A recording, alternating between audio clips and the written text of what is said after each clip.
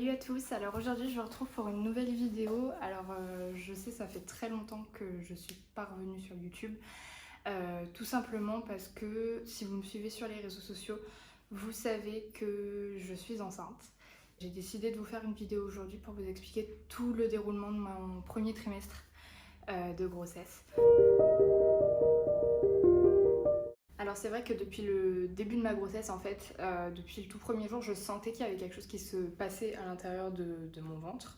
Je saurais pas expliquer comment je l'ai ressenti et comment j'ai su qu'il y avait quelque chose. Donc du coup, en fait, c'est vrai que dès que j'ai eu le premier jour de retard des règles, en fait, j'avais rendez-vous chez mon médecin. Et j'en ai profité pour lui demander une ordonnance pour faire une prise de sang. Je préférais avoir une prise de sang pour être vraiment sûre. Je pense que je suis allée chez le médecin un vendredi ou un samedi, je sais plus. Et je devais faire ma prise de sang le lundi, dès le lundi.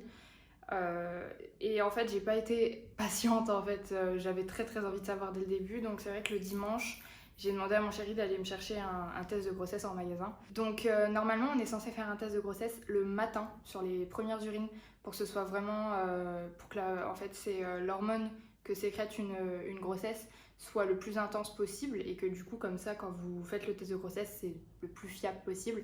Et c'est vrai que moi, encore une fois, je n'étais pas patiente, donc j'ai fait ça le soir. Et malgré ça, quand j'ai fait le test de grossesse, pour savoir si vous êtes enceinte, il faut qu'il y ait 2 barres. Et moi, la deuxième barre était rose clair. Mais elle était quand même présente, mais elle était rose très claire. Je sais pas, en fait, j'arrivais pas à réaliser vu que la barre n'était pas rose foncé en fait. Donc du coup, je me suis dit, bon, je vais pas me faire une fausse joie, je vais attendre demain pour faire la prise de sang. Et juste après, je vais prendre rendez-vous avec mon médecin et elle me dira les résultats de la prise de sang, qui se sont avérés positifs par la suite. Donc c'est vrai que du coup, juste après avoir été chez le médecin et qu'elle m'a annoncé que c'est bon, le test sanguin était positif et que j'étais bien enceinte, on a dû commencer à prendre des rendez-vous en fait, tout simplement. J'ai mon ordinateur pour éviter d'oublier les petits détails qui pourraient m'échapper. Donc il fallait savoir que du coup, de base, je vivais sur Troyes et vu que mes parents vivaient à Poitiers, je leur rendais visite de temps en temps. Mais du coup, on a décidé de revenir sur Poitiers, ce qui était beaucoup plus simple pour nous et ce qui était beaucoup plus simple pour moi, parce que du coup, je voulais partager ma grossesse avec ma famille. Et c'est vrai que je ne me voyais pas vivre une grossesse loin d'eux et surtout loin de ma maman. J'avais besoin d'elle et besoin de sa présence sur certains conseils. Et puis c'est vrai que une grossesse, ça fait peur. C'est pas facile tous les jours, on se pose beaucoup de questions. Et c'est vrai que j'avais besoin du soutien de ma maman pour qu'elle réponde à certaines de mes questions et pour qu'elle soit là pour me rassurer quand j'en avais besoin. J'ai eu quelques soucis pour avoir un rendez-vous sur Poitiers parce que c'est vrai que en fait mon gynécologue est un gynécologue du CHU de Poitiers. Je voulais continuer mon suivi de grossesse là-bas et j'avais un rendez-vous en fait qui était programmé début janvier, donc le 8 janvier. Et du coup je m'étais dit que j'allais appeler le CHU pour prendre rendez-vous pour une échographie.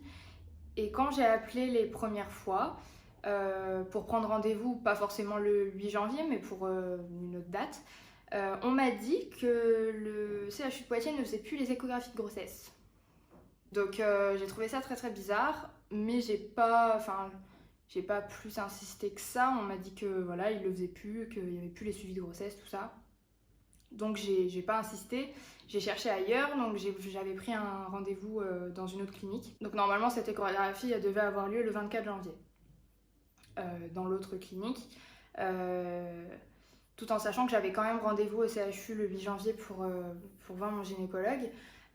Et en fait ce jour-là, du coup j'ai expliqué à mon gynécologue que j'étais enceinte, etc. Et je lui ai expliqué aussi que je n'avais pas eu de rendez-vous. Enfin en fait je lui ai posé des questions tout simplement pour savoir s'il faisait bel et bien pas d'échographie au CHU. Et il m'a regardé d'un air un peu choqué en me disant comment ça, il comprenait pas trop. La standardiste disait aux patients que les échographies n'étaient pas possibles. Alors que c'est tout à fait possible de passer une échographie de grossesse et d'être suivi pour les échographies au CHU. Donc ce jour-là, mon gynécologue m'a proposé de passer une échographie. avec l'une de ses collègues sages-femmes.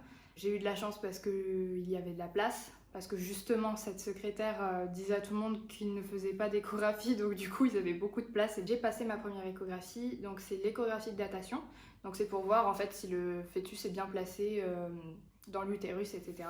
Donc par la suite, en fait, du coup, tous les mois, j'ai été obligée de faire des prises de sang. Des prises de sang et des tests urinaires. Les tests urinaires, c'est pour, en fait, surveiller la protéinurie dans les urines et aussi pour la glycémie, en fait.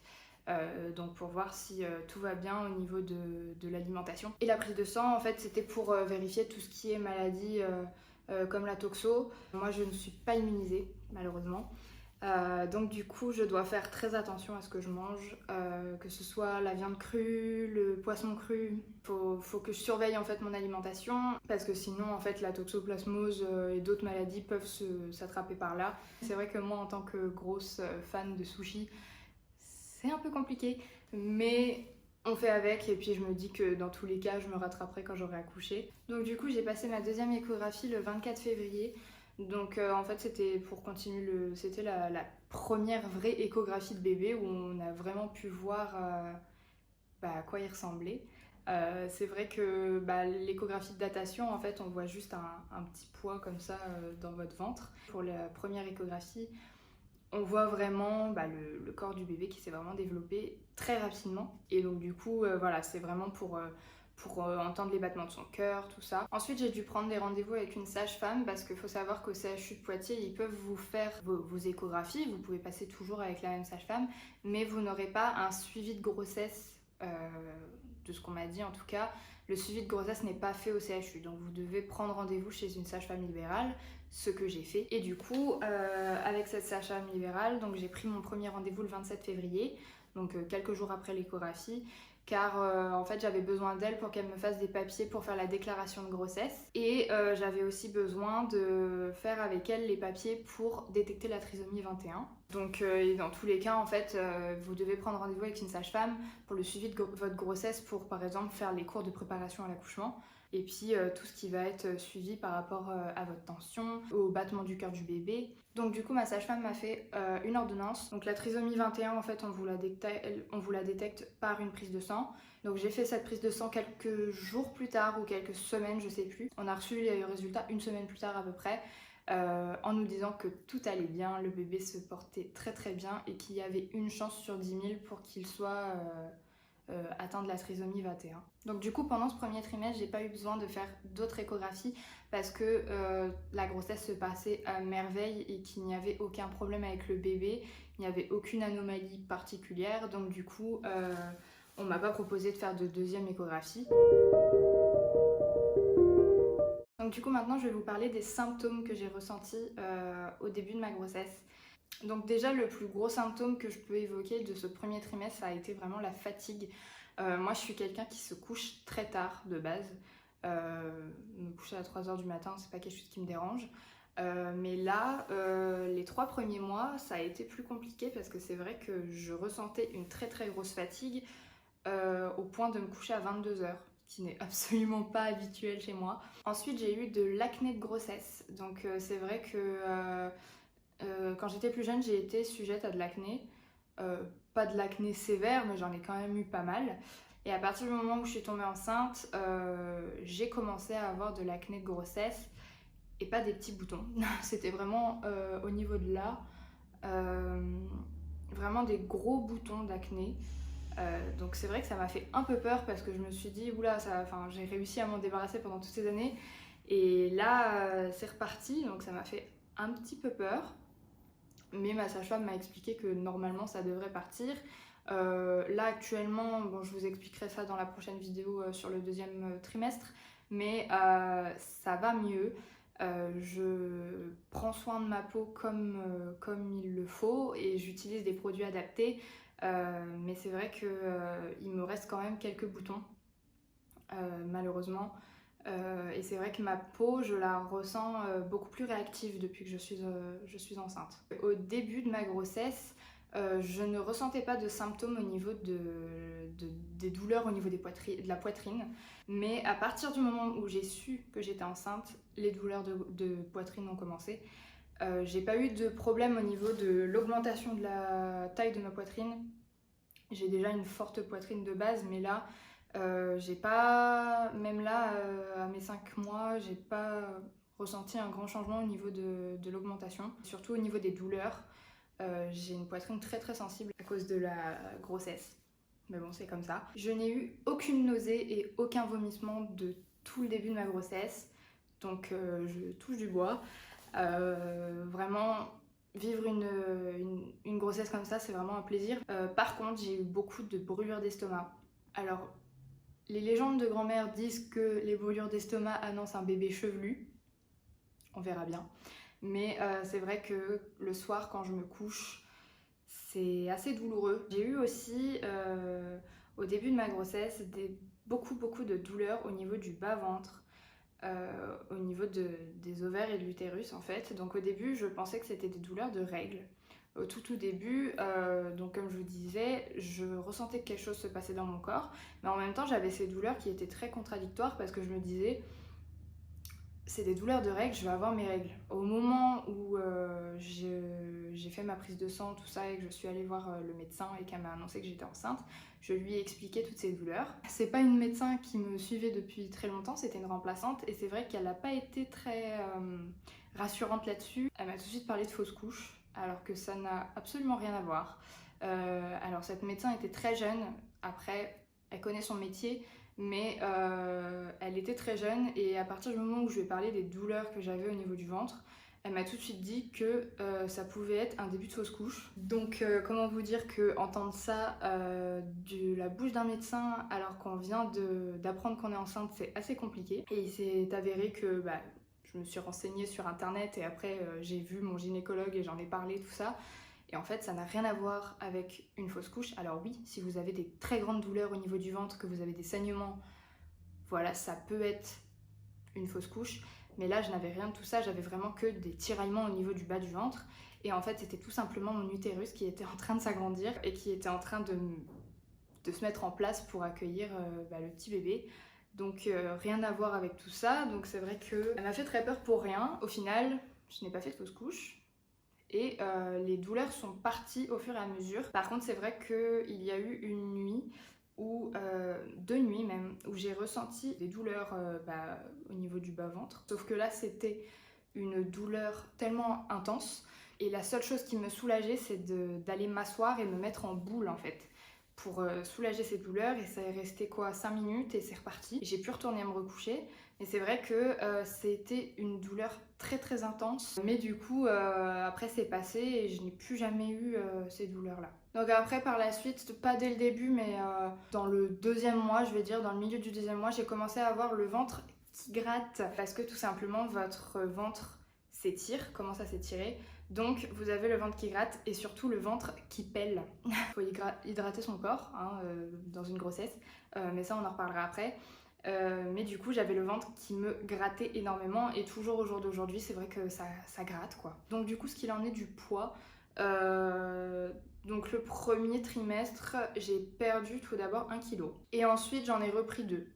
Donc au final on va dire que j'ai pris qu'un seul kilo pendant mes 3 premiers mois de grossesse. Ce qui est un peu contradictoire d'ailleurs parce que j'ai eu une augmentation de l'appétit hors norme, c'est-à-dire que j'avais tout le temps faim. Je ressentais ce besoin de me nourrir et surtout de me nourrir de salé. Ça aussi on en reparlera tout à l'heure, mais j'avais un appétit hors norme et c'est vrai que du coup ça m'a étonnée de ne pas prendre plus de poids que ça le premier trimestre. Au tout début de ma grossesse, j'ai eu des grosses envies de mangue. Me demandez pas pourquoi, ça n'a pas duré super longtemps. Les 2 premiers mois, je pense. Oui, ça doit être ça, les 2 premiers mois. J'ai mangé de la mangue matin, midi et soir. On avait un stock de mangue phénoménal dans l'appartement. C'était